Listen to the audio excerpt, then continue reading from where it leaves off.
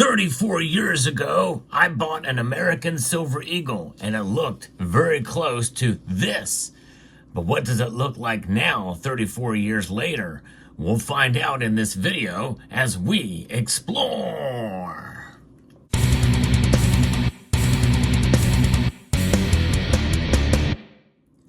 The American Silver Eagle program was only 4 years old when I bought an American Silver Eagle from a local coin shop way back in the day. Yes, indeed.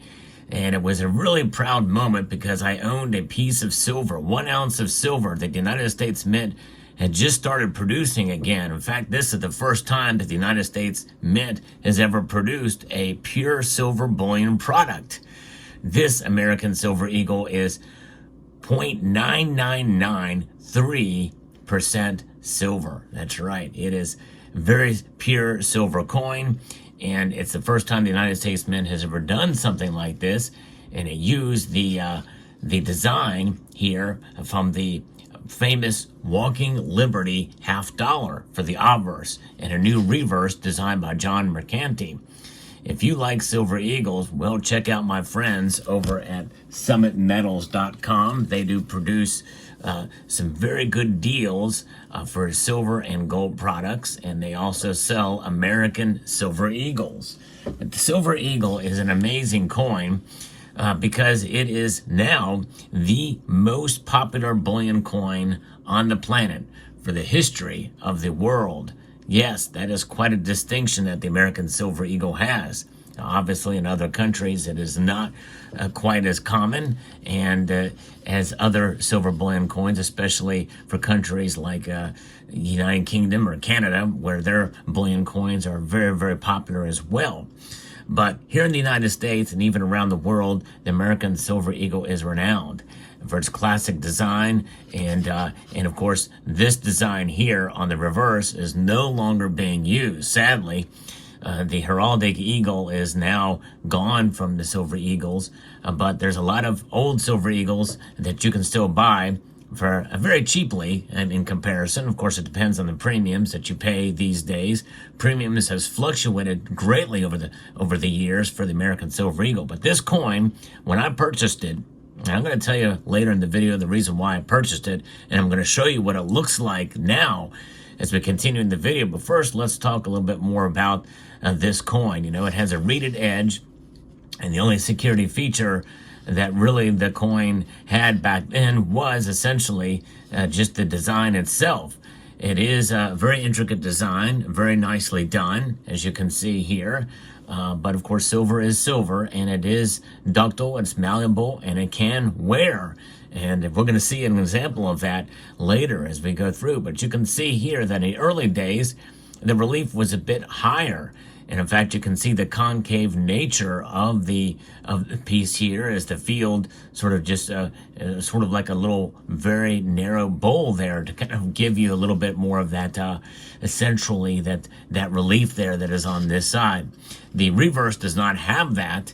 It is a bit of a flatter design, but still the eagle does kind of pop out there, but you don't really see that concave nature on the reverse here of the coin.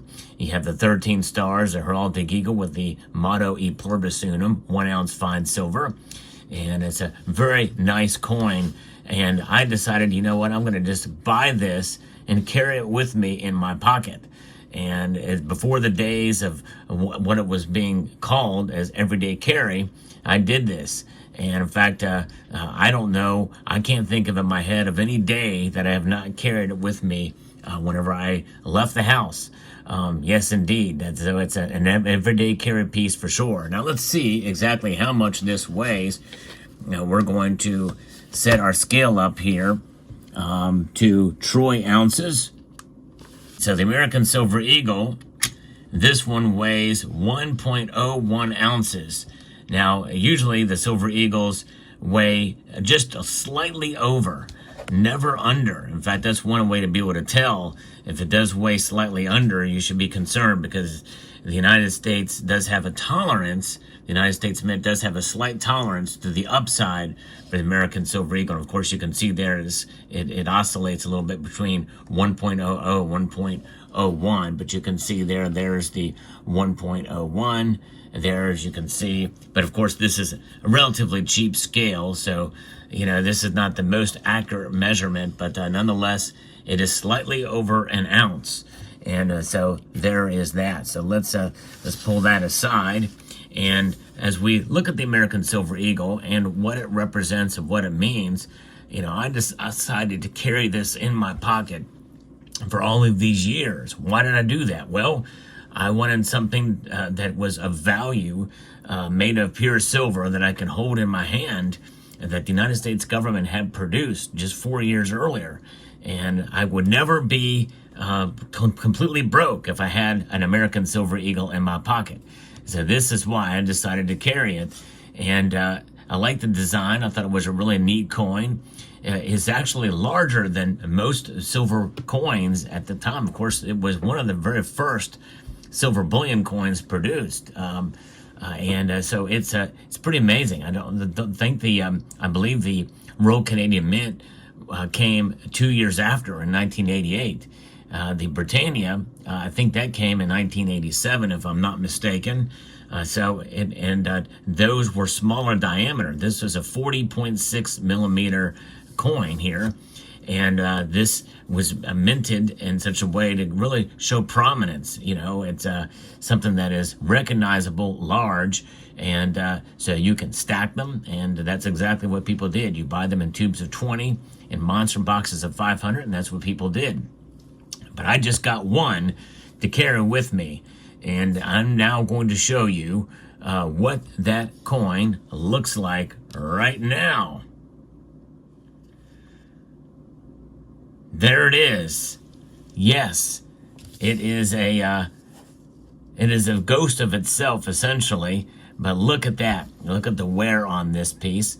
Having held it and holding on to it in my pocket, rubbing it, having it rub against my keys or other coins or other items in my pocket, has created this wear and dramatic flair over the years. That's right. This is a 1990 American Silver Eagle. You cannot tell because there's no inscriptions that are readable on the coin at all anymore. They're all gone from this one American Silver Eagle. As you can see, even the rim has lost all of its reading, and any other. The only hint that you have here is essentially the upsetting from the upsetting mill that makes it a planchet. The planchet, compared to a blank, a planchet is essentially a blank that has been prepared for striking of the design.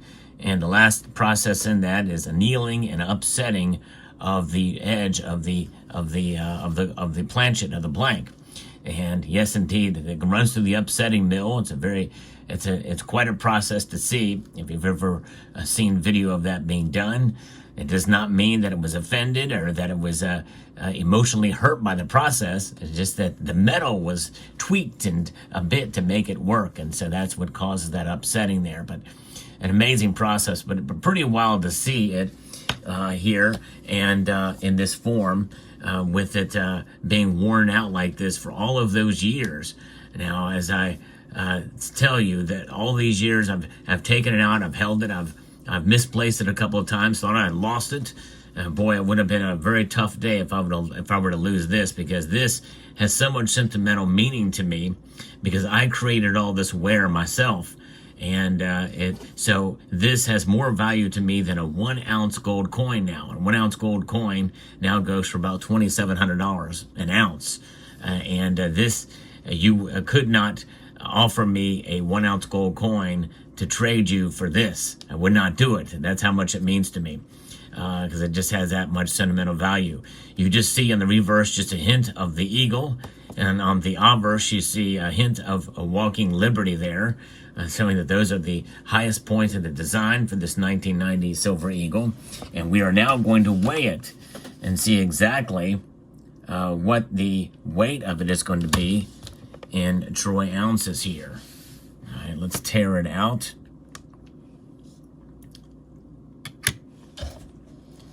All right, 0.90. 0.89, between 0.89 and 0.90, which means that I did a video on this last year and it was 0.90 exactly. And this one is right on the high end of 0.89. But again, that could be off just slightly, who knows? It may still just be at 0.9. There it is, it's showing 0.9. So it's right on the edge there, right on the cusp, where it was a strong 0.90 last time. So we've rubbed off about 1/10 of an ounce of this coin over the 34 years that I've had it in my possession. What an amazing thing. And I don't know, do you have a carry piece that you'd like to have with you? Let me know in the comment section down below. And if you enjoy content like this where I discuss precious metals, I hope you will consider subscribing to the channel and pressing that thumbs up button, as I think this is going to be a series that I'm going to do for a while and showcase this through the years and see how much wear I can take from it. You know, compared to the 1990 uncirculated version, you can see the difference there on the obverse is pretty amazing and stark, the difference there. And then we turn it to the reverse. We can see much the same. See how flat it is.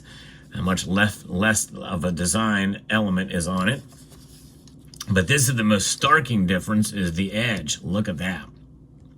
Absolutely amazing, the difference between the two. And you can see how much less there is there. And so how wide the rim is too, compared to the design. I think that gives some element there. So there you have it. Now, I had thought about, you know, should I send this in for grading? Because it's natural wear, I might get the lowest grade possible by PCGS or NGC. Part of me has thought about it. I don't know how they would take that. If I go to a larger coin show, I may actually walk up to the booth and say, hey, what are the chances of this getting a P01 or whatever the poorest grade is? I guess it is a P1 or P0 or whatever.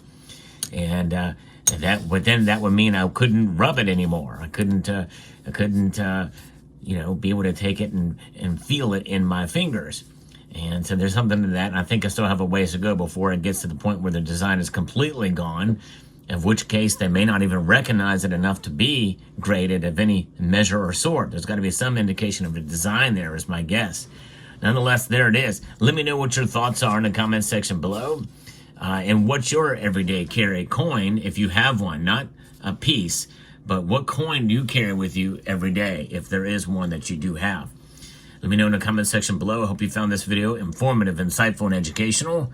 Would like to extend a multitude of gratitude to each and every one of you for taking the time to watch, and encourage you to please rate, share, comment, and subscribe.